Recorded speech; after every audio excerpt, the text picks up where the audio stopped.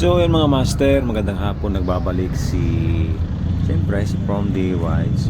So yun mga master, dito kanina nag-aantay tayo ng may sasakay dito sa Balibago, STI Balibago sa likod ng Target Mall, Balibago. So hoping tayo na makapag-sakay tayo ng pasahero. Ang target ngayon guys is estudyante. Yan, estudyante dito sa STI Balibago. So nag-aabang tayo ng may sasakay. May mga tumitingin-tingin sa ating poster. Kaya lang nakatingin lang sila, hindi sila nagtatanong. Ako naman guys, medyo nahihiya pa mag-alok.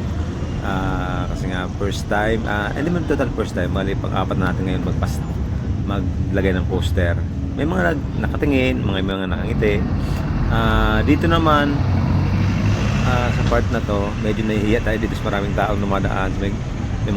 May mga nakatingin sa akin. So hindi pa tayo sanay na maraming tao. Siguro sa mga susunod, sanay tayo mag-alok ng free ride. Doon meron tayong poster na nakalagay na free ride. Pero mas maganda pa rin yung nag-aalok tayo talaga.